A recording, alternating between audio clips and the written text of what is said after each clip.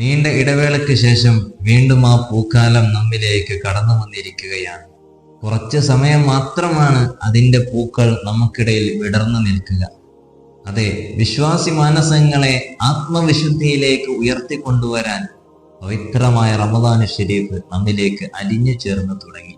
ഇനിയുള്ള കുറച്ച് ദിവസം ആ കടന്നു വന്ന പൂക്കാലത്തെ മാറോട് ചേർത്ത് വെച്ച് വേണ്ട രൂപത്തിൽ പരിഗണിച്ച് വേണം യാത്രയാക്കാൻ. ആദരവായ മുത്തുനബി സ്വല്ലല്ലാഹു അലൈഹി വസല്ലമ തങ്ങൾ പറഞ്ഞതായി സയ്യിദുന അബൂ ഹുറൈറ റളിയല്ലാഹു തആല അൻഹു റിപ്പോർട്ട് ചെയ്യുന്ന ഹദീസിൽ കാണാം, റമദാൻ ശരീഫ് ആഗതമായാൽ സ്വർഗത്തിന്റെ കവാടങ്ങൾ തുറക്കപ്പെടും, നരകത്തിന്റെ വാതിലുകളെല്ലാം അടക്കപ്പെടും, അതോടുകൂടെ തന്നെ പിശാചിനെ ചങ്ങലയിൽ ബന്ധിപ്പിക്കപ്പെടുകയും ചെയ്യുമെന്ന് പറഞ്ഞു അത്രേ. അതുകൊണ്ട് ഇങ്ങനെ ഒരു അവസരം പിന്നീട് ലഭിച്ചു കൊള്ളണമെന്നില്ല. വേണ്ടതുപോലെ സന്തോഷകരമാക്കി യാത്രയാക്കുക. അല്ലാഹു തൗഫീഖ് ചെയ്യട്ടെ. ആമീൻ യാ റബ്ബൽ ആലമീൻ.